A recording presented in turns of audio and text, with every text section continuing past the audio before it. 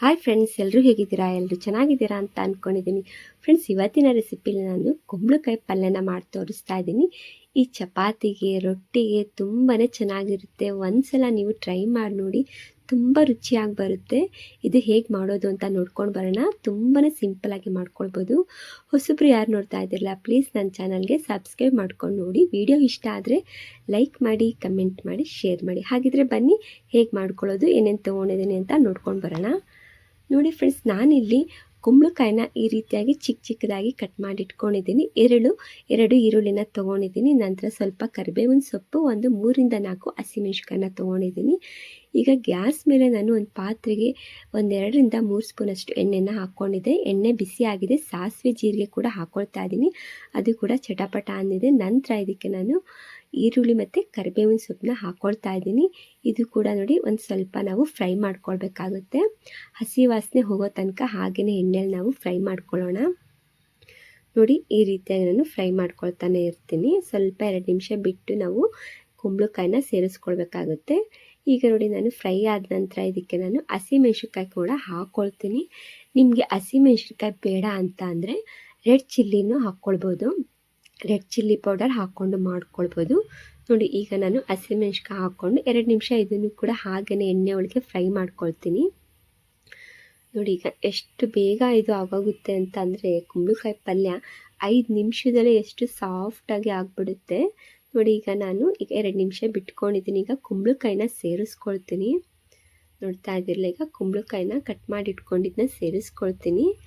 ಹಾಗೆಯೇ ಇದಕ್ಕೆ ಅರಿಶಿಣ ಪುಡಿನ ಹಾಕ್ಕೊಳ್ಳೋಣ. ಇವಾಗ ಒಂದು 5 ನಿಮಿಷದಲ್ಲೇ ಮಾಡ್ಕೊಳ್ಳೋ ಪಲ್ಯ ಇದು. ಎಷ್ಟು ಸಾಫ್ಟಾಗಿ ಬೇಗ ಆಗಿಬಿಡುತ್ತೆ.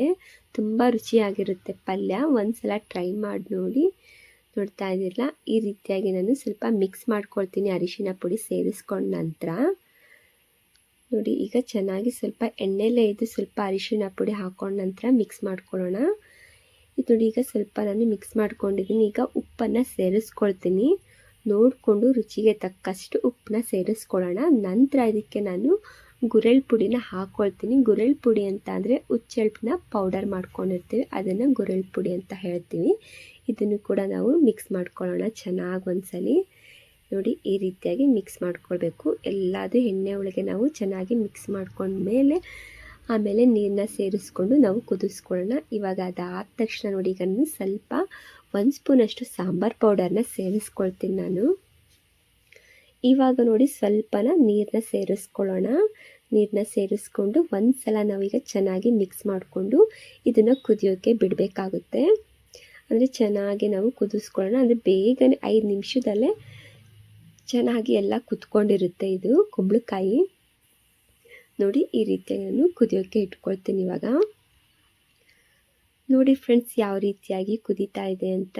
ರೆಡಿಯಾಗಿದೆ ಈಗ ಕುಂಬಳಕಾಯಿ ಪಲ್ಯ. ನೋಡ್ತಾ ಇದ್ದಿರಲ್ಲ, ತುಂಬಾ ಸಾಫ್ಟಾಗಿ ಬಂದಿದೆ.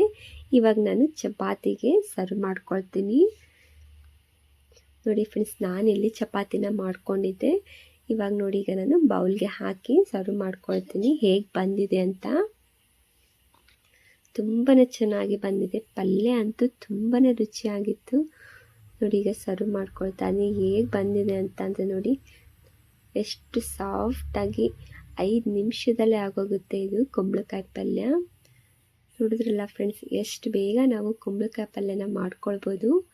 ತುಂಬ ಈಸಿಯಾಗಿ ಕಡಿಮೆ ಸಮಯ ತಗೊಂಡು ನಾವು ಪಲ್ಯನ ರೆಡಿ ಮಾಡ್ಕೊಳ್ಬೋದು. ನೋಡಿ, ತುಂಬ ರುಚಿಯಾಗಿ ಬರುತ್ತೆ. ಚಪಾತಿಗೆ, ರೊಟ್ಟಿಗೆ ಎಲ್ಲದೂ ಕೂಡ ಹೊಂದುತ್ತೆ. ನೋಡಿದ್ರಲ್ಲ ಫ್ರೆಂಡ್ಸ್, ಇವತ್ತಿನ ವಿಡಿಯೋ ನಿಮ್ಗೆ ಇಷ್ಟ ಆದರೆ ಲೈಕ್ ಮಾಡಿ, ಕಮೆಂಟ್ ಮಾಡಿ, ಶೇರ್ ಮಾಡಿ. Thank you for the watching. Okay, bye bye.